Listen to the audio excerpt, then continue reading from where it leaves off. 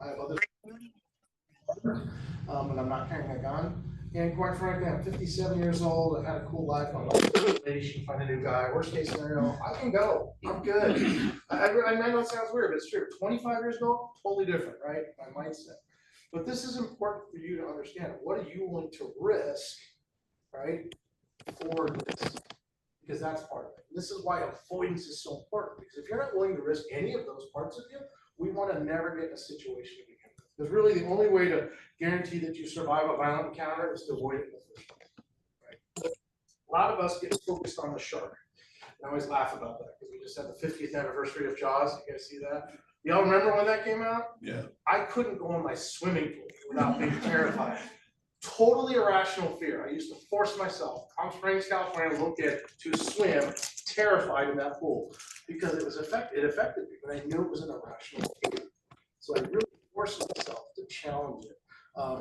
And that's important to know. So make sure, you know, in your life, do you really have a legitimate threat or not? Is it random violence versus not random violence? Look where you live, where you work, and where you recreate. Find a plan around those things, and then understand the transitional areas between those places. You live in a gated community up here, relatively safe, but if you work in downtown Phoenix, it could change, right? And that transitional area where you're driving has an issue too. Anybody here RV people who drive around? Yeah, you're huge targets now, right? Because everyone knows those things are expensive. The assumption is you have money, and you have all this stuff strapped into your car, or some on the outside, and you have your scooters, people. And gas stations, all that, that's like no one place where they get hit now, or they get followed. Because of that mindset of the bad guy saying you have stuff in your car. Another reason why I want to avoid stuff is something called the reasonable person test. I'm not going to play the video because the guy looks like an animatronic. If you have to go to court, you have to make sure that people, the jury, these reasonable people, understand your actions and agree with them in order to keep you out of prison or out or losing all your money in civil trials. Are you willing to risk all that based on these people's assumption that what you did was okay? And that's really a big part of it. This fear is what drives most people to do silly things, and fear is not a legal defense. I know you've all heard it from other gun guys. Just tell them you're afraid of your life. You're going to go to prison. You have to prove that your life is truly in jeopardy, not that you're afraid of it. Every time I walk on the range at C2, I'm afraid because there's people with guns that I don't know. I don't get to shoot them because it's bothering me. So again, back to it's an individual choice, and I know I'm kind of getting a little philosophical here, but I think it's important. Every one of you have to decide what you're willing to risk, what you're willing to do, right? And if you're willing to pretty much manage the ramifications of doing something that's not necessary. Back to, again, why we want to avoid this. Don't focus on trying to fight the great white shark. Let's just not get attacked by the great white shark. And there are options, right? What's the first option if you don't want to get attacked by a great white shark? Don't go to the beach. I know it sounds crazy, but it's that simple. But that's a big choice to make that may limit your life. So what's the other thing you do? I'm going to go to the beach. Maybe I just won't go in the water. Next level, I'm going to go in the water, but I'm not going to go in the water when I have a cut on my leg during great white shark breeding season. I'm just not going to do that. I'm going to gather some data and understand what's really going on here. Or maybe you go to a beach where it's never had a great white shark sighting ever, and that's the one you choose. Does that start to make some sense? This is really individual, and it really has to have an intellectual side of it, an academic side, not just the kinetic side, because we get gun guys in particular, and you probably already tell them not the typical gun guy. It's all about the gun. I want you never to touch that thing other than for pleasure, for fun, and to give you the confidence and training that if you needed it, you could use it. I don't want that to be the answer. I want everything else to be the answer. That's the lifeboat. So you have to ask yourself a couple questions. Is it worth dying over? Is it worth going to jail over? And I would add, is it worth taking the life of another human being over? My wife will not even shoot silhouette targets. I don't want to meet my makers, so they took another one here. And typical gun guys, I've had people say this to my face, your wife is food, she's this, she's that. My wife will beat you within an inch of your life. She's just not going to shoot you. This is a big difference, right? And that's another thing too. Are you willing to use other alternate, uses of force to save yourself? You don't have to kill someone to defend Sorry, you just, that is, you gotta get that out of here. Someone says, well, he has a knife. Someone tried to stab me twice, I have a scar, I can show you, didn't have to kill the person, and I defended myself quite nicely. Okay? So you have to be careful, right? What are you willing to do, what you're not willing to do? Are you willing to kill? Are you willing to die? Are you willing to lose stuff? Are you willing to maybe go to jail and lose your freedom? So time is a big issue. Seconds do count. This time allows us to think and act versus react. So the mammal brain on the outside here versus that reptile brain. Reptile brain does one thing and one thing only. It responds to what you've been programmed to do. So if you have a lot of training, it's possible that your training will kick in automatically. If you have no training, what's going to happen? Nothing. Sorry. I wish I could change that for you. You have to train. You have to be competent and functional. What will happen then is you have a couple of the F's picking, survival F's: fight, flight, freeze, spawn, and fornicate. Those are the 5 survival F's that keeps us alive. Right? Fornication, we don't have to worry about. Okay? Don't have kids anymore. We're good. Fight is what? Turn it on. Flight, get the hell out of there. Really good thing to do. Freeze is do nothing. And that's what a lot of people do. Can freezing save you? Yeah, we all watch Jurassic Park, right? If you don't move, the Tyrannosaurus doesn't see you. I know it's kind of silly, but it's true, right? And then fawn is really creepy ones. When your body goes into click and says, okay, I'm food, eat me, I won't feel any pain. Those are real things that we have no control over. You don't know which one's going to turn on until you're under that level of stress. Which is why, like the sim room and things like that is good for that stress inoculation. See what you do and what you don't. I get my butt kicked once a week by 165-pound Brazilian Jiu-Jitsu black belt, so I know what it's like. I'm almost 60, he's 55, he's the crap out of me, not because I want to get beat up every day, because I'm comfortable with the physicality of being someone jumping. Right? For ladies, that's a huge thing. Right? If you don't feel comfortable, you don't have to go do jiu-jitsu, but be comfortable with physicality, be comfortable with loud noises, be comfortable with being startled, be comfortable with making very split-second decisions, and hopefully you have some training that puts into that. And so this gives you time. So if you see this guy over here 300 feet away, it gives you a lot of options, right? You may be concerned, but you're typically not afraid at that point because you're not responding and not reacting quick. So you have choices you can make. If he's 100 feet away, a little bit less time. Once he gets within that bubble we all talk about, the Tooler principle or Tooler drill, 21 feet, 30 feet, you have pretty much reactionary time. As you're within arm's reach, or what we call contact distance, he's ahead of the game. You're always going to be behind unless you do something else. So time is going to help you. We are upright bipedal creatures with our vision forward. That's our major input. Our other major inputs are 90 degrees, our ears, right? Our nose is olfactory, so we can pick up things around. What do we have behind us? Does anybody know? So if we look at this one. See, it says blind spot. Do we really have a blind spot? I mean, visually we do, but do we have nothing back there? We can hear. Yeah, but not just that. Have you ever tried to sneak up on someone, like right behind them, or stare at the back of their head? You know, people turn around and look at you. That's a real thing. We turn it off in our society because we feel relatively comfortable, because we live in the least violent time of all human history. How many people have had someone try to kill them at least once? I mean, literally. Wow, just me, huh? Yeah, right? When we were out of the cave or out of the jungles back in the day, we had stuff trying to kill us all the time. This is real. We've turned it off. So one of the first things I want you to do is turn this back on. If you're couples, you two, you live with each other, when he's at the kitchen, stare back his head, see what happens. See if he picks up on it. If he doesn't pick up on it, say, honey, I got you. Play the game. You'd be very surprised that this is real. Once you click back into it, a buddy of mine was a SEAL sniper, said, yeah, we lost a guy over rooftops, 100 yards away. We were trying to ID something he had in his hands because the guy was making a bomb. And the spotter was looking, and the guy goes, stop looking at him, stop doing it. And all of a sudden, the guy turns around, literally looks across the rooftops, and runs away. It's legitimate, it's real. So tap back into that, number one. Two, peripheral vision, we have this little cone about 30% vision is what we ID things with. Our peripheral vision has this very specific survival benefit. So I want everyone to look at the screen itself. Don't look at me, but look at the screen. I'm gonna stand here though, so you can kind of see me. But I want you to look at the screen, not directly. And at some point, I'm gonna move my right hand. And when whoever sees it, just call it out. It's a nice relaxed vision. Everyone nice and chilled out. Okay, Larry sees my hand. Want to see my fingers kind of like this? Now notice where my hand started. So there's a pace at which you will not pick up motion, but the minute you fast motion, your peripheral vision picks up. And that's what it's for.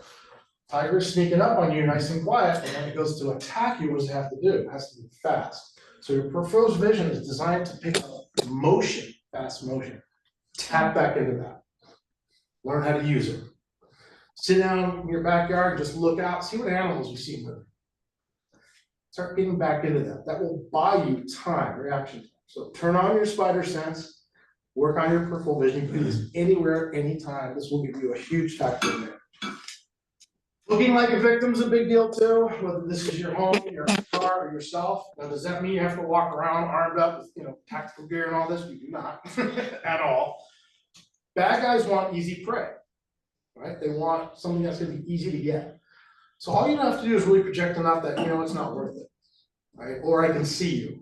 So you can be the rabbit, right? Camouflage and run away, or be a porcupine. You don't have to be a grizzly bear. Now, if someone's truly dedicated and focused on getting you, that's a different issue. But for general random violence, just not looking like a victim, being aware and showing them that they can't get the drop on you is important. Tax cycle, if you want to really get into this, a guy named Steve Tarani wrote a great book. He has a bunch of them, but Pre-Fence is the book, and a lot of this content comes from there. And basically, it's 5 different things that happen before you're attacked. The bad guy has to observe you, has to choose you, has to move, and then eventually has to act. So there's 5 things, I forgot one of them.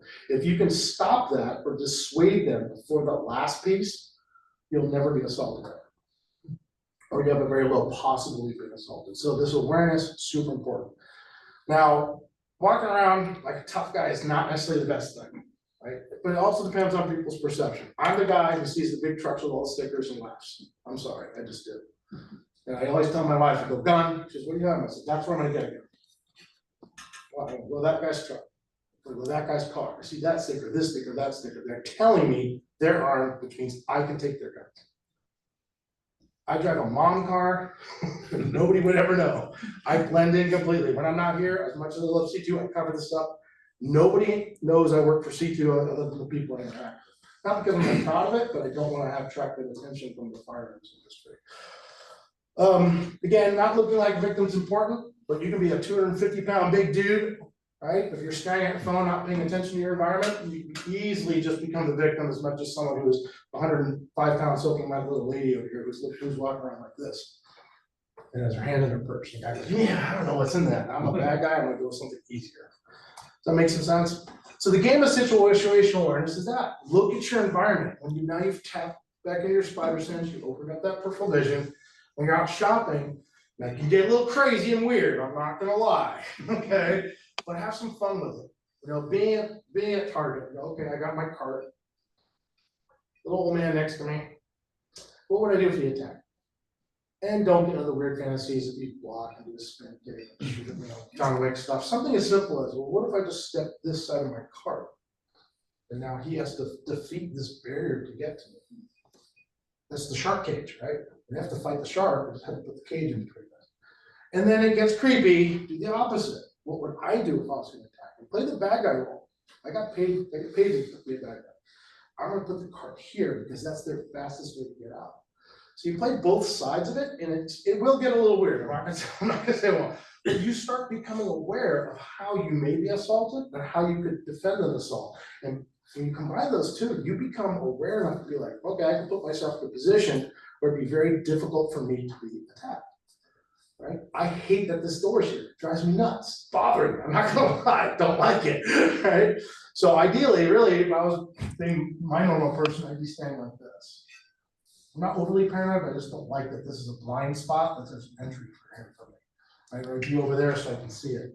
Put yourself in positions of advantage because the bad guy wants to be in positions of least advantage so they can take advantage of you. So Colonel Jeff Cooper, you've probably heard of him. He's the guy from Gunsight up north. He brought some of the stuff they were teaching the Marines in World War II to do island hopping Pacific warfare to civilians. And part of this is a color code of awareness. And there's 4 colors. There's actually 5, sometimes 6, depending on who's discussing it. But white is the I need to be at home I need to be safe, it's where I recover, and where I don't have to worry about things. And it's important you find some way to be in white. Okay? Old gun guys will tell you never be in white, live in yellow, that's not good, you're gonna be totally stressed. But you don't want mentality white. Mentality white is nothing ever bad happens to anybody, I'm so safe, but you also don't want to be paranoid. So you balance that out. So white's important for your mental health. However, if you're out in the world, we want to be in yellow. General awareness, yellow. How many exits to this room, ma'am? How many exits? One. How many exits? How many exits? 3. Yeah, who said 3? What are they? Door, window, open that. That's it. Just a little extra knowledge, a little extra work. You've been in this room a lot, I know. I've seen it. But that's my little trick. That little extra knowledge that gives him 2 more options if you did. It doesn't seem like much, but that's an awareness. Walk in, hey, those things move. That's a window. The chair, I can break that. There's a door. So 3 potential options, right? Just gives you a little bit more. So let's say I go to Chompies or whatever restaurant's up here, and I'm walk in and I go to the hostess and I say I want a seat. Got my family with me. I do my little scan, hanging out, relax my vision. All of a sudden I see someone pop up really fast. Right? What's that? And it's a guy in Ugg boots and a fur coat. It's July. Kind of weird, right? That's what we're looking for, that awareness. However, do I have to be afraid? Maybe not. That's what orange is about. Orange is an action we can take to either avoid or mitigate this entire situation. So I see this guy pop up. It's an anomaly because we can't take in all the data. Overwhelming, we want anomalies. I see an anomaly there. Orange is when I can take an action step to deal with this. What's the easiest thing I can do to manage this whole situation? I know what. Go to the next restaurant. No Chompies today. I'll go over here to McDonald's or whatever. Just walk out the door. Leave. Don't even deal with it. Like, that's weird. Bye. Super simple. What's the second thing I could do? A little bit more aggressive, maybe, but I can collect more data. So I go to the hostess. I said, excuse me, ma'am, what's that? Oh, that's Tim. He's one of the owners. He's just really eccentric. Cool, no threat. Sit down, have your sandwich. Third thing, if I'm protecting something, I'm a little crazy I do this. I go, hey man, those are really cool foods. I would approach that person, put myself physically between that person and my friend. So there's actions you can take. Some very passive, some very escapist, some very aggressive, to either manage, avoid, manage, and mitigate that situation. So you don't have to go to the next step, which is red. Red is when you are forced to act. Not making choices to act, you are forced to act because there's something going on, whether it's physical, whether it's emotional, whatever. You can escape, always the best. Undefeated in self-defense is running away, guys. Works great. Okay, but a couple things. First off, you have to have a place to go. 2, you have to be able to run. It's important. You have to run for a while. Check that out. And ego has to be stuck. You have to be okay. And that's guys, we get in trouble all the time. Right? I was in a situation with some cool guys once. I'm like, am I about to get in my first gunfight? I'm like, no, we're out of here, man. There's 20 of them. There's 4 of us. We're gone. I'm like, what? He goes, dude, we run away all the time. There's no way to fight people who can't advantage. That's what most people understand. It's not that macho BS. They assault people. They're the bad guys. They act as a bad guy when they do that. When they're not that, they don't have the advantage, they leave. And that's just an ego thing. Second thing, I wouldn't draw your firearm in Arizona because the law's here, but issue verbal commands. Can you use your voice? Stop, stay back. How do you know if you can do it or not? You need to put yourself in some stress and see if you can talk. I don't. When I get stressed, I do this. I get super quiet. So I don't have this under great levels of stress. I have moderate levels, controlled levels, but not under great stress. Right? So you have to know if you have a command voice or not. You can be taught this, cops do. The second, what do you say? Stay back or I'll kill you. Might not be the best thing, right? Versus, hey, stay away, I'm armed or whatever. I've called the cops, things like that. And the last is, if you do have to engage in violence, do so efficiently, effectively, and with the most judicious use of force. This is where everyone gets in trouble lately. Bang, guy drops the knife. But I shoot him a second time. What does it go from self-defense to manslaughter to murder? Big deal. You will be held accountable. So we gotta think about that. Places to avoid, low light areas, of course. Most women are not assaulted by strangers in parking lots. They're assaulted by somebody they know in their own home. That's the major thing, right? Or in their workplace or in the car by someone they're familiar with. Guys were assaulted by strangers in public places. What's the easiest thing you can carry every single day of your life to deal with this? Flashlight. Light it up, blind the guys, right? Those tactical flashlights to do that, so you can use it as a weapon. They get close enough, it's a big chunk of metal, whack on the face. It's the best tool you can have. And I don't need the one attached to the gun. If you do that, you end up using your gun as a flashlight, it gets you in a lot of trouble. Have the one here on a lanyard, and then you go, oh, I need my gun because I've target identified. You can drop that, bring your hands up or keep it, or use your pepper spray or your knife or whatever else, or just go, you know what? Cool, I'm gonna go back to the bedroom, close the door, stand there pointing my shotgun at the door, call the cops. Oops, areas to avoid, of course, be careful of crowds, make right turns as you're driving. I'm gonna move forward a little faster to do this. Know the difference between these three things: cover, barrier, concealment. The barrier is, again, it's that cart I talked about. Just put something between you and a person that can potentially threaten you, because then they have to defeat that. Doesn't seem like much. Very, very simple to do. Know your escape routes. Wherever you walked in, the easiest way to get out of that place, turn around and go right back out that same direction. But if not, you're coming to a place like this, look at the doors. How can I get out of it? My wife thinks I have the smallest bladder in the world, because every restaurant we go to, I go, honey, great, I'm seating you, I'm gonna use the restroom. I'm really just looking for the exits. And then I sit back down and go, okay, how do I get to those points? And it's a real simple exercise that you can do, but it gives you those options, right? So now together, cover and concealment. So cover is something that hides you visibly. Okay, so you're hiding behind something that does not absorb rounds. Sadly, most things that are cover, movies have lied to you. There's very few things out there, especially in our modern day construction, that are covered. Cinder block walls, and some of those can go through. Your car door will not work. The only thing in your car basically that can stop a round is your engine block. Cement. I'm super lucky. I live in tiny little old houses in Scottsdale that are all brick. So I'm like the luckiest guy in the world. My old house in Cave Creek, stuck on chicken wire, which a lot of these houses are. There's literally nothing that will stop them around. So fast forward a little bit too, we're going to talk about home protection. What's the first problem if someone is actually trying to hurt you physically in your home, or you're in a gunfight anywhere? What's the first issue we have to solve? Not getting dead. Gun world has it backwards, guys. I'm telling you. I've trained 30 years in this stuff, and I have big problems with my fellow instructors. They'll say something like, Brad, how do you draw your gun? Is this gun out already? Yes, it is. I can't win. It's math.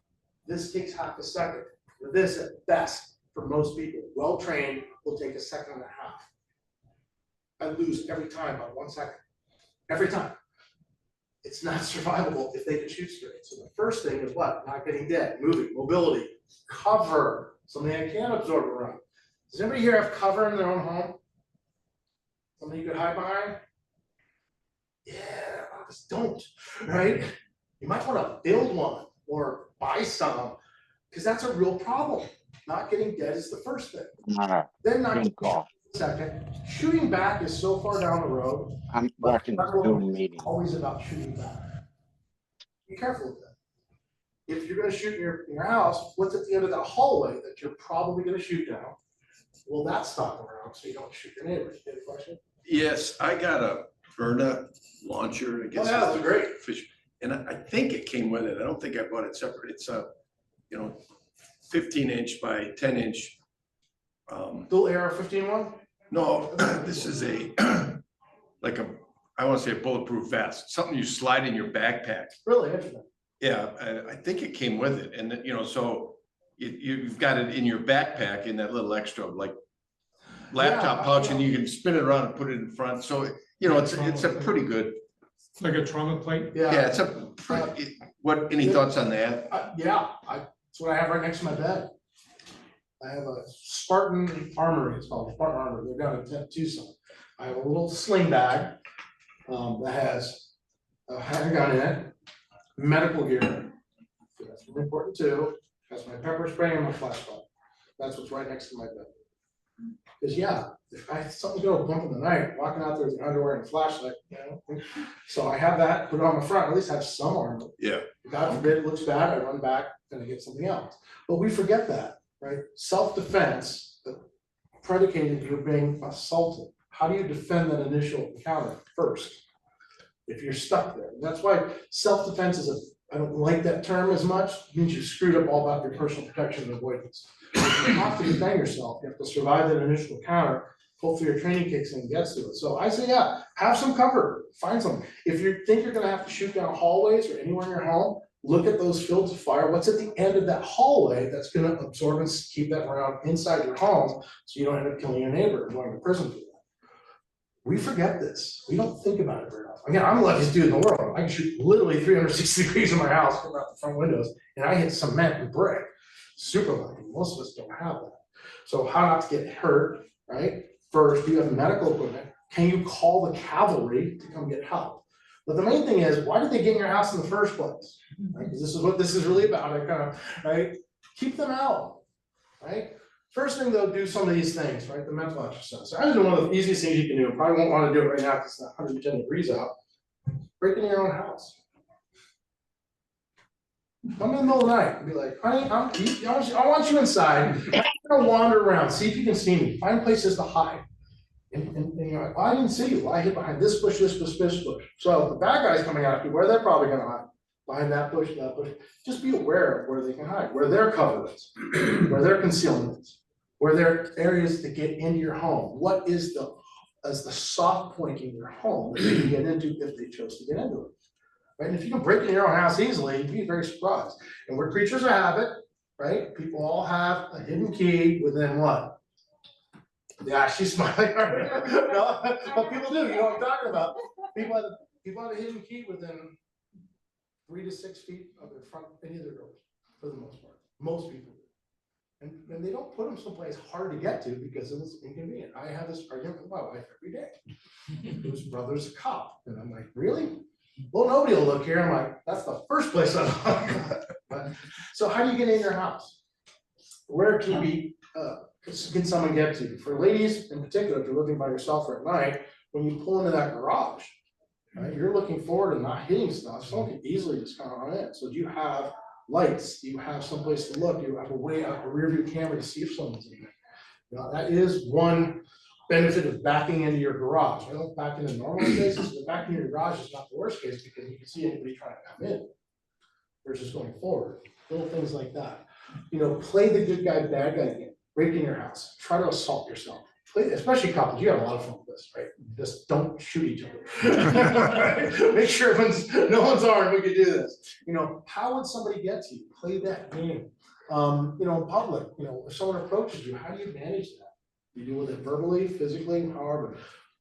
Put yourself in these situations. Sorry, I can't read from here. You know, what if you're someone at the front door being kicked down? What do you do? What's the easiest thing to do? If you're someone smashing your front door, what's the easiest thing you should do? Probably the smartest thing to do. Lock your door and call the cops. Don't go take care of yourself. Lock the door and call the cops. Keep yourself safe. American Defense Structures in Scottsdale, Arizona. What they do is they build safe room with people's homes. Smartest thing on one person can get. I'm at a funky age, and we're talking about this, where I'm still kind of active and able. 75 plus, I'm having this big armored room in my house. I'm just gonna chill in there. I'll have snacks, maybe some bourbon. You know, it's someplace I can be happy. Lock the door, let the cops come in. Let them do their job. I'm too old for that stuff, right? Plus, by the way, if anybody you think you're gonna clear your house CQB wise, please don't. You need to get that out of your head. It will not work, you'll die every time. It's not a survivable thing, one, unless you have 3-to-1 ratio of trained people untrained. And it's an offensive maneuver you cannot defend in court. Don't do it, please, as a friend. What if someone burglar alarm goes off in the middle of the night? So layers, right? Furthest layer of your house is what? Your property line. What do you have there to dissuade people, right? You don't have, if your homeowner association doesn't allow, you know, walls, how about stuff like cholla? Or really pretty stuff like bougainvillea, right?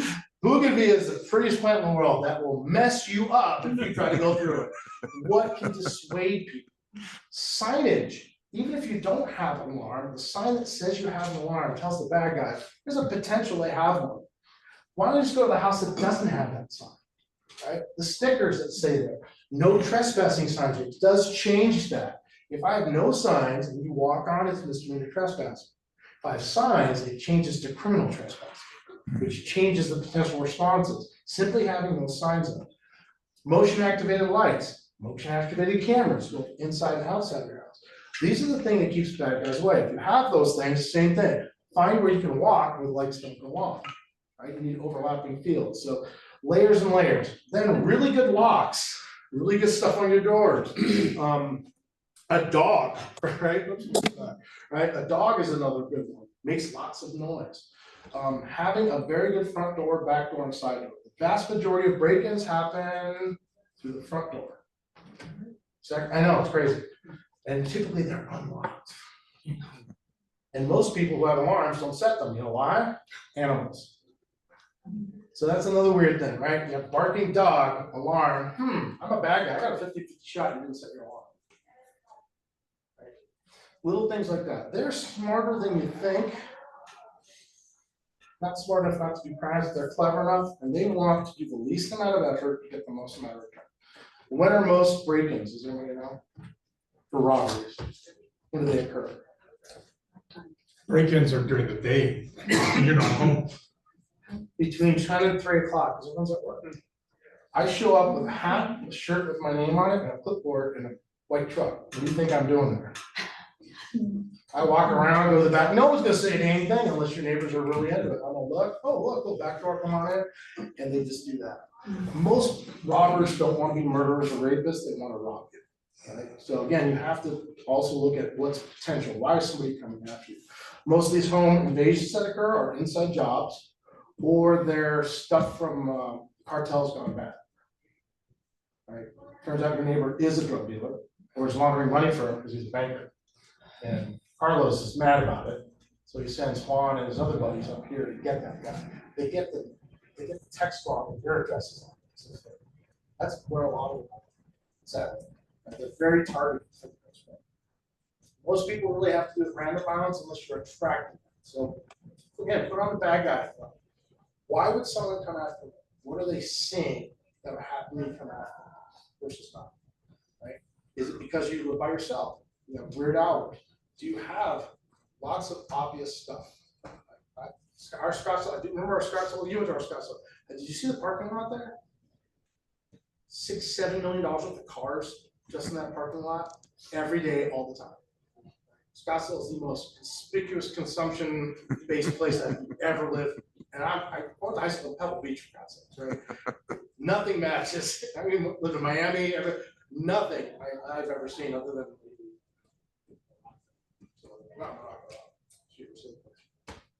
But they have the Grand Prix, Monte Carlos, all those places, matches the amount of conspicuous consumption. All those people want people to think they're rich, and they're trying to track that. But that's a double-edged sword, right? If you're driving a Lamborghini, assuming you have some money, now if you're driving a hoopty, so it really is about balancing it out. But for your home, look at your home and try to be the bad guy. How would I get in there? How can I approach areas of ingress without being seen? And if you have a dark patch in your your walkway, make sure you change that. First thing you do is put that light on. When that light goes on, the person wants to leave. Now, if someone is truly, truly dedicated to getting you, they're going to show up, watch every night for a while. They're going to take their BB gun or their slingshot. They're going to break all of your lights. Or during the day, they're going to go unscrew them, pretending to be at work. But is someone really going to take that much effort to come after you? Maybe.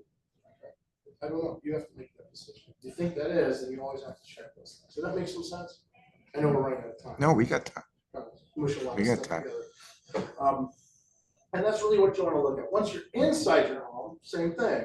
Where can you move to that's safe? That gives you visual. Ideally, and I go back to if I had all the money in the world, I have a big ass ranch, someplace where there are UFOs or Bigfoot, just because I just want to cool. I have cameras everywhere so I can see it all, inside and outside. And then inside your house, where are you going to go that you can see out? That's safe. That doesn't separate you from the people you need to protect or the place you need to get back to.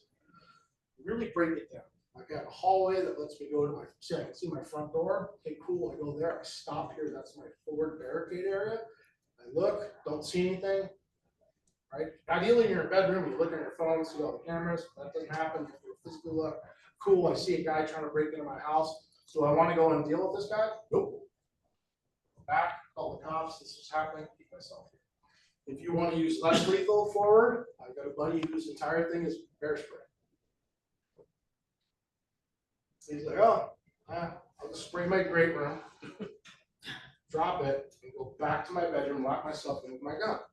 They have to get through that gas to get to me. That's literally how bear spray works. We don't spray the bear in the mouth, we actually spray an area, and it doesn't want to come through. You can use other things as well, non-lethal, less lethal. I would keep lethal with you at all times. My little bump in the night pack has flashlight, pepper spray first. Wow, this is worse than I thought. Grab the pepper spray, grab the revolver. Right? If it's really bad, I don't even grab the revolver. I go back and grab that shotgun and just stay there. Call the cops and wait. Because remember, that's really the issue. Is you need someone that can help you. Now, I know it's going to come up. Police response times are long. They are. 100%.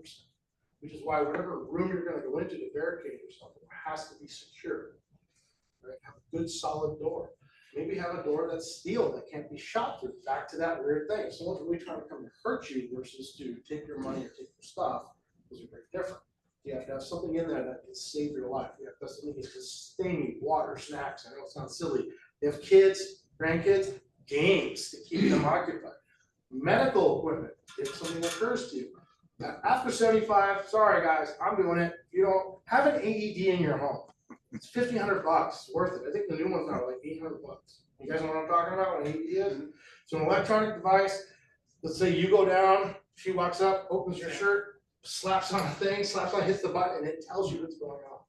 Your husband's now having a heart attack. You need to shock him, stand back. It does everything for you. Or it says, he's having a heart attack. You need to start CPR. It tells you what to do. Incredible piece of equipment, right? Because I'm more likely to have a heart attack than have to be shot. Well, maybe not around my line of work. Something to think about. Can you stop the bleed? If you haven't taken a stop the bleed course, please do. Chopping carrots for my dogs. My chance of cutting my finger off is still higher than being shot at. If that happens, I need to go take care of it.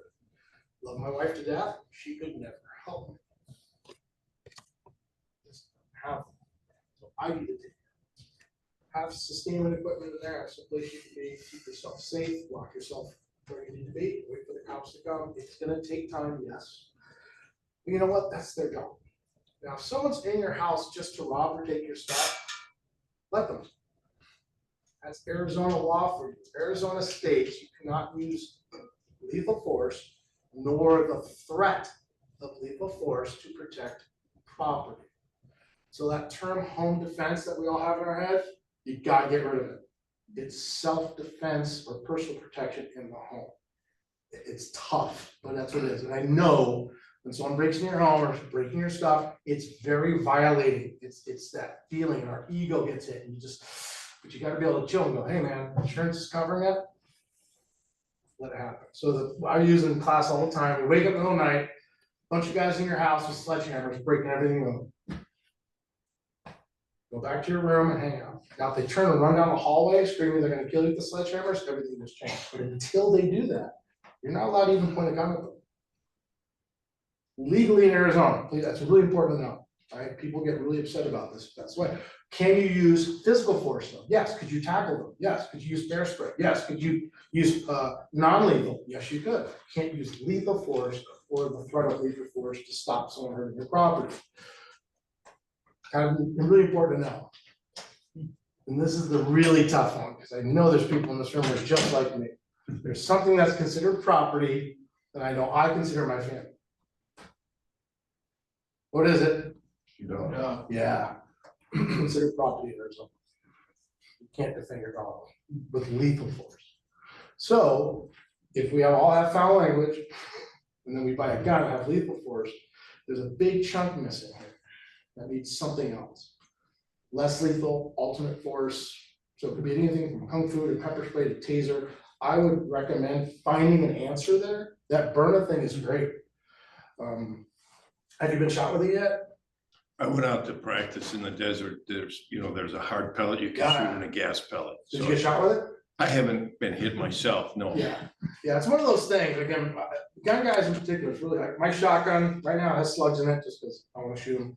But I bought a bunch of rubber buckshot, because I have no desire to take the life of the United States. So- There's too much issues with that, but So- does it work? That's the question, right? Did you just say that if the bad guys in your house stealing stuff or hitting stuff with a sledgehammer and they go to kill your dog or hurt your dog, you still cannot shoot them? You cannot use lethal force. You're burning, you could, 'cause that's not lethal force.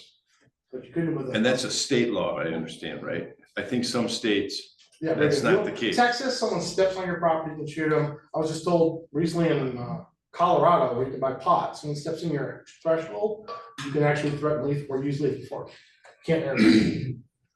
Arizona's weird, right? No one because I knows. thought Arizona had some very good gun owner laws, Owner laws, not use laws. but not. That is the crux of the issue. Have flamethrowers, machine guns, everything you want. Oh, but you can only use it like this to Yeah. not get in trouble. And that's the issue. Even the lethal, and the less lethal out of a shotgun, technically because I'm using a gun, could be thing. That's why the burner thing is actually better. However, the argument I always hear from the gun community is that, well, if someone's coming after you, and you're justified to use lethal force, use lethal force. I said, but I get to choose if I kill someone. Again, I've defended myself, my life, without killing people. I've chosen not to I don't wanna do that. It's not a thing in me that I want to do, right? Especially here. Because to me, going to prison is way worse than dying, right? Overseas, cool. You're trying to take my passport, I'll do whatever I need to do to get home. But here, totally different. I'm a Boy Scout here, right? So you have to make the decision. Can pepper balls fail? Yes, absolutely they can. But who's coming after you that's gonna go through that? The guy who smoked all the crack in Phoenix and trying to get you? Yeah, you might have a problem. But if it's just somebody who's like, trying to break in, a drunk guy, a stupid guy, or just, nobody's truly dedicated, or somebody's in your house by accident, and that happens a lot. We have Airbnb guys getting shot because they go into the wrong house because they're drunk. Guys with mental health issues, coming into people's homes, not wanting to hurt you, they just want shelter, doing something silly, they're not thinking it through. Do you want to take that person's life? Again, that's your call. So Berna's great, but what if Berna fails? You might want to think about that. The other side of that is, I got something that put a fist-sized hole through somebody, but that, I don't want to kill that person, maybe I should have something else. And just, again, have options, right? Non-lethal, less lethal, and then lethal if you choose to. If, like for my wife, lethal's off the table, then it's off the table. Can you explain what Berna is? Oh, so Myrna is a company that makes non-lethal or less lethal guns.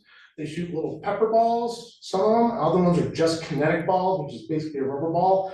And again, I have this talk all the time, people are like, well, that wouldn't be effective. So if I took a bunch of marbles and threw them in your face really hard, you don't think that would work? One of the guys I trained with who trains police officers said, when you pull that out, they think it's a gun. Well, that's part of it And too. it's not technically called a gun, it's Yeah. called a launcher, Yeah. but it, so And now it looks like you have a So gun. you again, shoot what at is 'em. stopping the person from coming to you? Is it the sound of the shotgun? Is it the thought that you have a gun? Is it just your voice?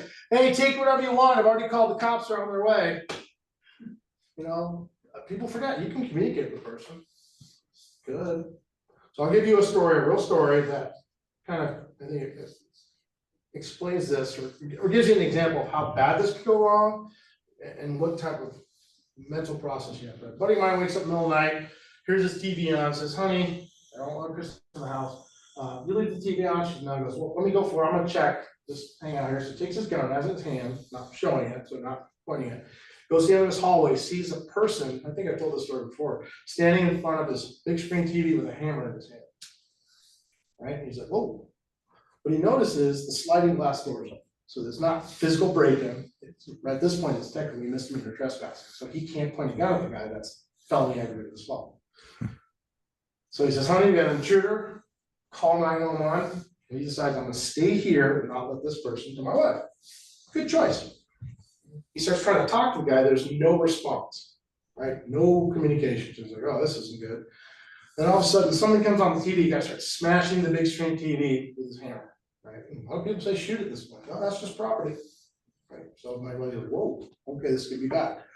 Now the guy turns around, starts walking toward him. Still though, there's a couch between the two of them, a lot of distance, the guy's a hammer. So really, you're not justified in shooting him until they're within what? Arm's length, hammer length, and are able to hit you or are being a very aggressive screaming they're gonna kill you. I can stand next to you with a hammer like this all day. I'm armed, I have a lethal option right now in my body. I do. A one that legally says you can shoot me within 21 feet, but only if I have it out and I'm threatening you with it. Right? That's part of it. So the guy starts coming after him, and here's the bad part. When that TV went on, what happened to everyone's night vision?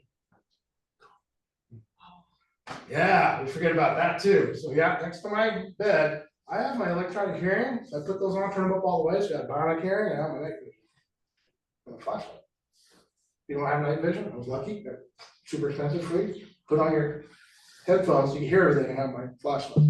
So the guy starts coming after him. Now things are getting a little dicey, right? He starts issuing verbal commands, gun starts coming up, because at this point, the guy's aggressing him with a weapon. So defensive display could be justified. He's about to start shooting because the guy's coming at him fast now, just as he's pressing the trigger, about to. He sees who the person is. The individual drops the hammer and leaps out and grabs it. Now think about that one. Even if you have the gun, as soon as he drops the hammer, is that a lethal force engagement for guys like you and I? Nope. For them, maybe. Because of the size disparity, but for you and me, nope. You don't get to shoot them when someone's trying to beat you up. You don't get to shoot people who are trying to kill you. They're trying to hurt you permanently. That's a big one. So it went from lethal force potentially to a non-lethal force situation, just like that. But what really is the scary part, just as he's going like this, guy grabs him, it's the autistic adult kid from next door, who he's very familiar with, who just happened to walk him along. Do you see how bad that could have gone? Without discipline and understanding things. So he changed it. He's like, yep, now I go forward, I have a taser and a flashlight. Lethal force is back there. He changed his whole take on this whole thing. But that's an important thing. When is lethal force justified for you? Very different than when it's justified for us. Very different, right? Because of size and disparity, right? Big giant guy beating you up, could lead to your death or permanent injury. That justifies lethal force under the law. If I'm just slapping you and grabbing you, all right, until I try to rape you, which is a violent crime, all I'm doing is slapping you. He and I get in a fist fight and I'm losing, I don't get to shoot him to stop him from whipping my butt. I don't. He picks up a brick, everything just changed because that could be lethal force. Yeah. So this stuff is always more complicated than people think it is. There's no black and white, lots of gray area. So try to wrap this up. Look at your house, think about layers. Be the bad guy, see if you can break in your house. You can get close to your house. See where the blind spots are to keep you safe in your home. Then look inside your home outwards. Now I am the victim. They're coming to me. Where can I go? What can I do to keep myself safe, protected, apply whatever force I've chosen, and don't make anyone tell you what you should use. And then what's at the end of those hallways, if I'm using lethal force, I can stop that round and not put me in additional lethal jeopardy. And for a lot of us, a good alarm, good dog, a lot of lights, and a safe room is probably the best. But if you're gonna go for something like burnout, great. You might want to have one step up just in case, but if lethal force is off the table for you mentally, then don't have that. Just get really good with your burnout. So, and what you just told us, this scenario with that's based on Arizona law, because a lot of us come from different states. Exactly. We've got And that other is- state kind yes. of baggage or laws in our mind. Big time. Different state could have been a different. You know, set of who scenarios. gets in a lot of trouble in this state? Former law enforcement. Because what do cops get to do? They get to go up 2 levels on use of force. So if a guy's coming, big guy, goes, I'm gonna beat you up, cop goes, no, you're not, with a real gun. He gets to do that legally, he's good. We don't. You mean even as an ex-cop? Yes, You lose all authority once you retire. X is X. the only thing they have is from, it's called LEOSA, Law Enforcement Officer Safety Act or something like that. They are, if they pass the test, and by the way, it's not a hard test, it's kind of terrifying, they can carry anywhere in the country. But, so they can carry a gun, but the gun laws for that state apply. So eventually it's gonna have probably, California will allow concealed carry, but tons of places are doing it. Everyone says California is how many state, it's not, they're just different. and they're changing because people are afraid there too. I'll keep carrying guns, I'll keep getting CCW. But let's say I'm in Arizona, they decide to accept CCW in Arizona, I go to California, what they don't accept is my 17-round magazine, right? Because that's their law. So I have to change that, and their use of force is maybe different than Arizona. Florida, stand your ground, you can just stand there, someone looks at you funny, start shooting them. Here it's different. In California, you point a gun, it's a misdemeanor, it's brandishing. Yeah. In Arizona, Here, it's it's a felony. aggravated, it's about aggravated assault. Think about that, that's very interesting, right? That the state that everyone poo-poos actually allows you to do more to the gun than here. So, you know, if you're gonna go down this road, folks, and I'm good, right? I've had to carry a gun to defend myself, I had to do that stuff. Make your choice individually, decide how you're gonna do it, what you're gonna do, and then please put the time and effort in. That's the one thing that really bothers me, you have to put time and effort. How many people here have shot 10,000 rounds? You don't know how to shoot yet. Do you agree with that? You don't know how to shoot yet. You don't, literally don't. Think about the 10,000-hour rule to mask or something. Just basic marksmanship. That's not self-defense shooting. That's, and I put the holes where I want to put it. It takes 3,000 to 10,000 rounds of training. That's time, money, and effort. There's no shortcut. This is why avoidance is so much better and so much more important than learning just how to fight back. However, you do want to have that confident ability that if you have to fight back, cool. I would argue that a knife is probably close quarters is better than a gun any day of the week. And if you're going to have a gun for home, have something with 2 hands and a shoulder on it, not something here. Very hard to shoot a handgun. Right? That's just the way I think. My thing's a shotgun at home. I carry a knife with me all the time. I have other skill sets. I'm very lucky. And I spent 30 years beating up my body learning those skills. Main thing is, just don't get attacked. Find a way to make that happen, right? Avoid, run away, have the skill sets. Spend some time learning medicine. Escape and evasion driving. You're getting followed home. You finally realize someone's following. What do you do? Yeah, keep going, drive crazy. Surveillance detection route. Make 5 right turns if they're still following you, then legitimately they're following you. Then where's the next place you drive? To the police station as you're talking to them on the phone. Hey, got a guy following me in a black truck doing this. I'm come to you. Be smart. We can avoid the shark. We can avoid the shark if we can. But you do want to have that little bit of what it is. And that's individual. Figure out what it is. If you guys decide gun is it or taser or whatever, come to CT, we'll get you trained up. You good? Any questions? I developed a plan for myself at my home. And one of the things that I think is really important is to involve your spouse. 100%.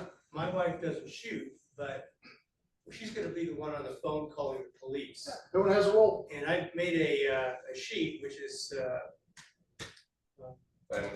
laminated, one for the bedroom and one for the master closet where she will go.